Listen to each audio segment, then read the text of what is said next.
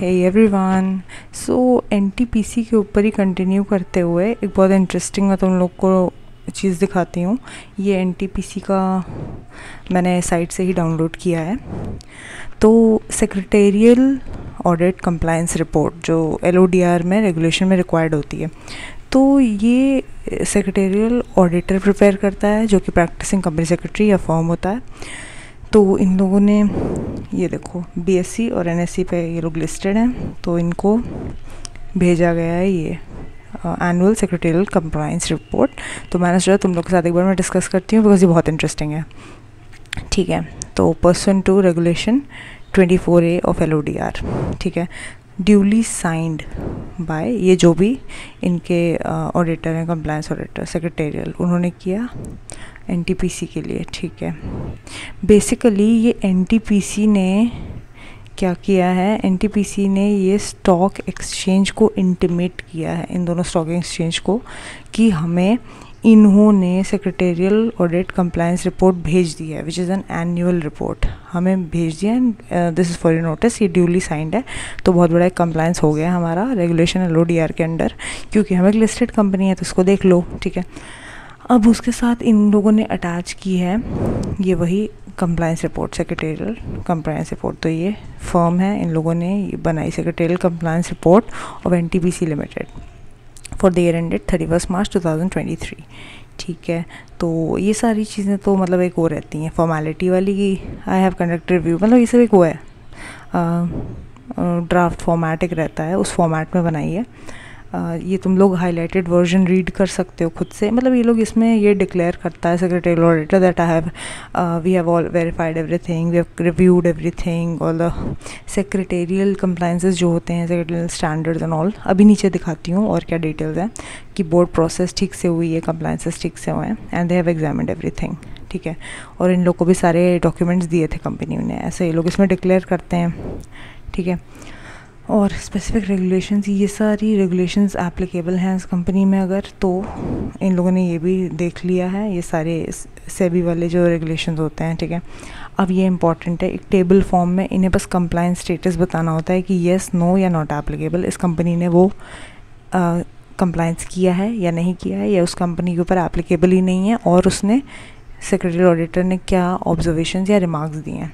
ठीक है, और यहाँ पे रहता है कि क्या है वो कंप्लायंस। ठीक है, तो ये कंप्लायंस स्टेटस होता है, ये इंपॉर्टेंट है। Okay, number 1 is secretarial standards, हमें पता है जो भी हैं SS 1 2 3 4। तो क्या कंपनी ने कंप्लाई किया है? यस। देखो ये इसके रिमार्क्स दिए ऑडिटर ने। देखो, it has been observe that some cases certain agenda items were not circulated before the stipulated time.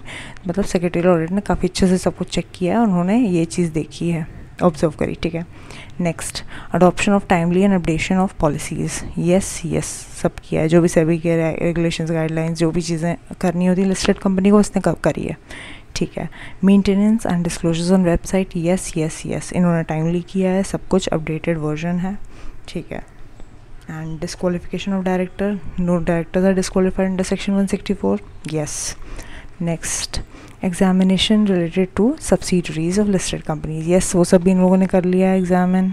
Preservation of documents, yes company के पास एक पॉलिसी होगी प्रिजर्वेशन की, एंड सब डॉक्यूमेंट्स प्रिजर्व्ड हैं कंपनी के, वेरी नाइस। नेक्स्ट पे आते हैं, हाँ, परफॉर्मेंस एवेल्यूएशन, ये कंपनी के ऊपर एप्लीकेबल नहीं है, तो कोई रिमार्क्स भी नहीं दिए। ठीक है, अब आते हैं related party transaction, very important. listed entity has obtained prior approval of audit committee for all RPT. No, company ने ऐसा नहीं किया। ओके, वाई, ये कंप्लायंस क्यों नहीं किया कंपनी ने?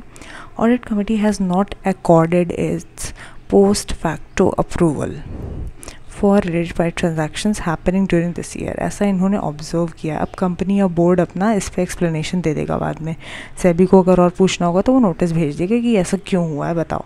अगर नहीं कोई प्रॉब्लम है तो कुछ नहीं करेगा, फिर सेबी की तरफ से कोई रिप्लाई नहीं आएगा। ठीक है, और डिस्क्लोजर ऑफ इवेंट्स, अब तुम लोग को सेबी रेगुलेशन 30 याद आ रही होगी थोड़ी थोड़ी, कि कुछ ऐसे इवेंट्स होते हैं मटीरियल नेचर के जो इन्हें डिस्क्लोज करने होते हैं।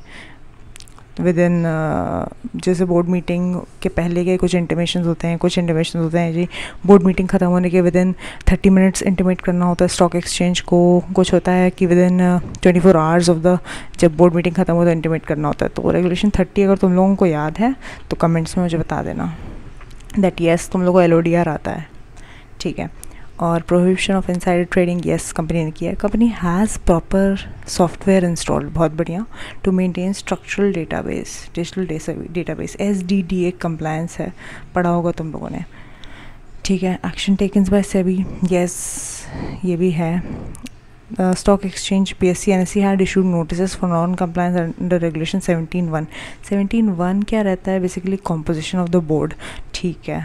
देखते हैं कि क्यों ऐसा हुआ है, क्योंकि मैंने तुम लोगों को अभी MGT 7 जो हमने रीड किया था उसमें तो बताया कि कंपनी ने अपने आप से ये चीज़ मानी है कि उन्होंने इंडिपेंडेंट डायरेक्टर्स ऑप्टिमम कॉम्पोजिशन के नहीं अपॉइंट करे थे, तो सेबी ने इन लोग को नोटिस भेजा था।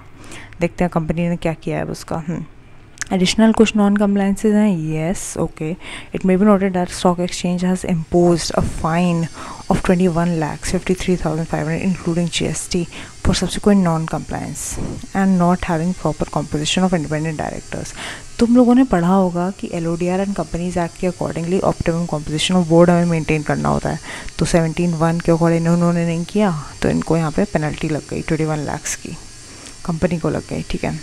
Compliances related to resignation of statutory auditor, ये एप्लीकेबल नहीं है, ठीक है। एप्लीकेबल नहीं है तो यहाँ पे कुछ भी नहीं फिल किया है, छोड़ दिया गया है एज इट इज़, कुछ भी नहीं है यहाँ पे क्योंकि एप्लीकेबल नहीं है कंपनी को, यहाँ पे हुआ ही नहीं है वो चीज़ क्योंकि, ठीक है। आगे बढ़ते हैं, आगे आइए, हाँ ये रहा। The listed entity has complied with the provisions of above regulations except in respect of certain matters which are specified below। Okay, क्या क्या कंपनी ने डेविएशंस करे हैं अब हम यहाँ पे बताएंगे उसके बारे में। And action taken, details of violation, remarks. चलो एक अलग से टेबल में, बस एक ही रेगुलेशन में प्रॉब्लम थी 17(1), इंडिपेंडेंट डायरेक्टर्स को मतलब बोर्ड कॉम्पोजिशन उन्होंने ठीक से नहीं बनाया था विच वॉज रॉन्ग, ठीक है। तो company had filed a waiver application against the notice filed for this fine, लेकिन शायद वेवर माना नहीं गया है या मान लिया गया है। Let's see remarks of practicing company secretary, ये देखो ये पेनल्टी लग गई थी, अभी हमने देखा था। ऐसे रीड करने में थोड़ी प्रॉब्लम होती है, इसको तुम लोग पॉज करके रीड कर सकते हो। बहुत मुझे लगता है कि इस टेबल का फॉर्मेट इन लोग को चेंज कर देना चाहिए, मतलब ये लॉ, मतलब ये अथॉरिटीज़ की तरफ से यही प्रिस्क्राइब्ड है फॉर्मेट, मुझे ठीक नहीं लगता। बहुत छोटे छोटे से इनमें रीड करने में प्रॉब्लम होती है, इसको थोड़ा सा हॉरिजॉन्टल रखना चाहिए ताकि लिखा हुआ मैटर रीड किया जा सके एटलीस्ट, ठीक है। और आई थिंक इतना ही है इसमें, एक चीज़ और है, हाँ, the following observations are not applicable, और भी कुछ एप्लीकेशन है नहीं एप्लीकेबल है, ठीक है। तो this was the secretarial audit report जो तुम लोगों ने पढ़ी होगी और तुम लोगों ने आज प्रैक्टिकली देख भी ली। तो आई होप तुम लोगों को मज़ा आया हो इसमें, बिकॉज एक लिस्टेड कंपनी है तो उसमें काफ़ी कंप्लायंसेज हैं और तुम लोग को एक नॉन कंप्लायंस भी देखने को मिल गया। तो ऐसे ही मैं और भी चीज़ें तुम लोगों को दिखाऊंगी और भी इंटरेस्टिंग डॉक्यूमेंट जो फिजिकली बनाने होते हैं। अगर तुम लोग मेरा नेक्स्ट वीडियो इसके बाद जो मैं डालूंगी वो देखो, वो मैं बाय बैक के ऊपर डालने वाली हूँ कि कैसे बोर्ड रेजोल्यूशन फाइल होता है पूरा बाय बैक के ऊपर, वो बहुत ही डिटेल और बहुत ही इंटरेस्टिंग है। तो अगर इसमें मज़ा आया हो तो ज़रूर कमेंट्स में बताना। एंड अगर कोई डाउट हो, कोई स्पेसिफिक रेगुलेशन के बारे में जानना हो तो तुम लोग कमेंट कर सकते हो, and I will try to give time and do it. Thank you so much guys.